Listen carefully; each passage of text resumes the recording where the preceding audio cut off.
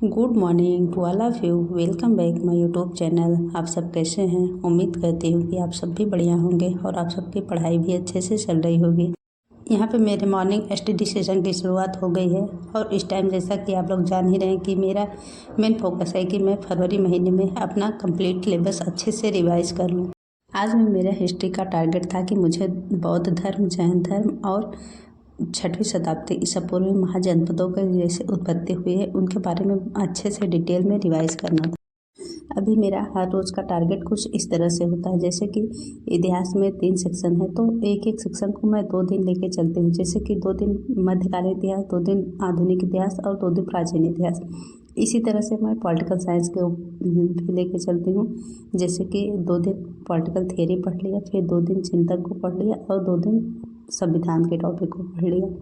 और daily notes revision के साथ यूट्यूब पे जो भी अरविंद सर की क्लासेज होती हैं वो अटेम्प्ट करती हूँ और जो MCQ बैच ज्वाइन किया है उसकी क्लासेज अटेम्प्ट करती हूँ। तो एक दिन में कुछ इतना ही टारगेट मेरा रहता है पढ़ाई के लिए।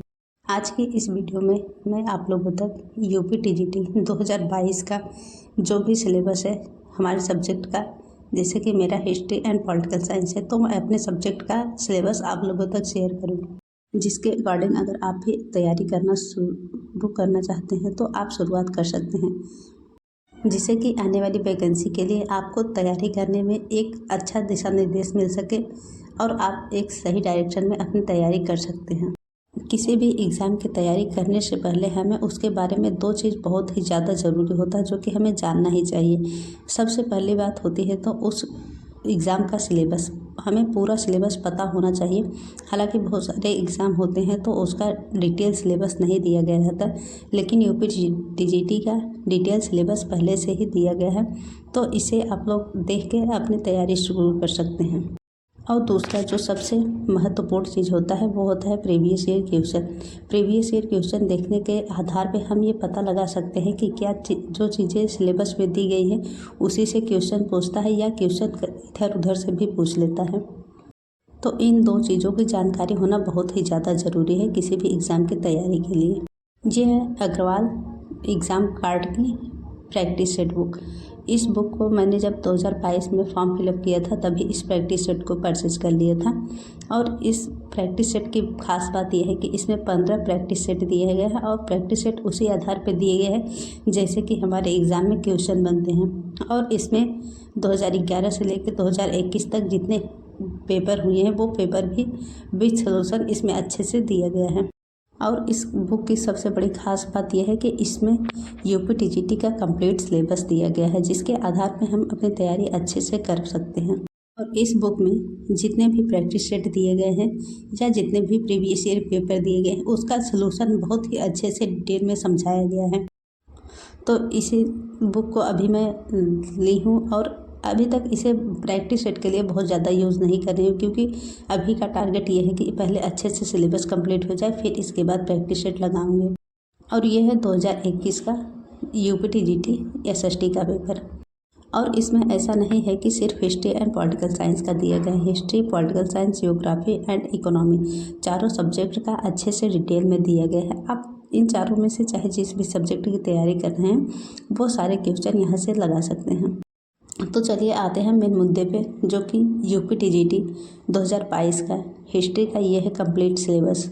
ऐसा नहीं है कि जितनी चीज़ें सिलेबस में दी गई हैं उतने से ही क्वेश्चन बनता है, उतने से तो 100% चांस है कि क्वेश्चन बनेगा ही, लेकिन कभी कभी होता है कि उससे अलग भी क्वेश्चन बना लिया जाता है।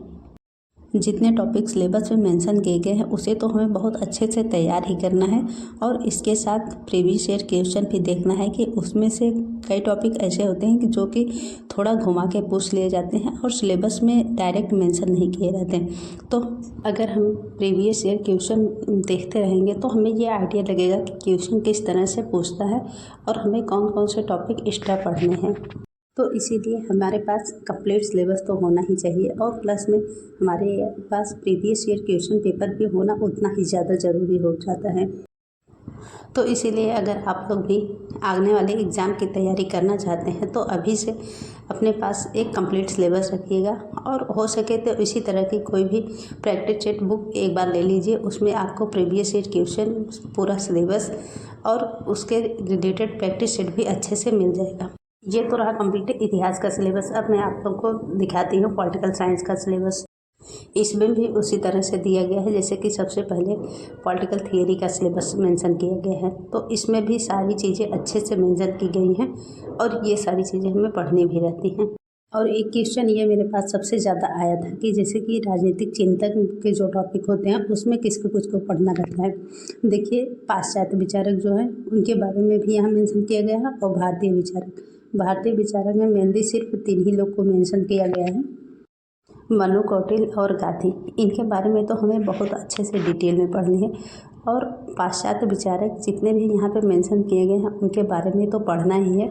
और कभी कभी होता है कि और भी जो विचारक होते हैं उनके कथन से रिलेटेड क्वेश्चन बन जाते हैं, तो ये सब चीज़ें हमें अच्छे से देखनी होंगी, वो राजनीतिक सिद्धांत के अंतर्गत आ जाते हैं। तो जब हमारे पास सिलेबस और प्रीवियस ईयर क्वेश्चन पेपर रहता है तो हम उससे ये अंदाज़ा लगा लेते हैं कि हमें सिलेबस के अलावा और कौन से टॉपिक पढ़ने होते हैं।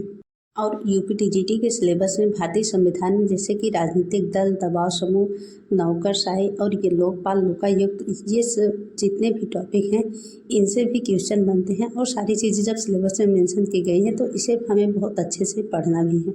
उम्मीद करती हूँ कि आपको history subject and political science subject UPTGT के लिए सारे डाउट अच्छे से क्लियर हो गए होंगे कि सिलेबस में क्या क्या चीज़ें मेंशन की गई हैं और क्वेश्चन कहाँ से बनते हैं।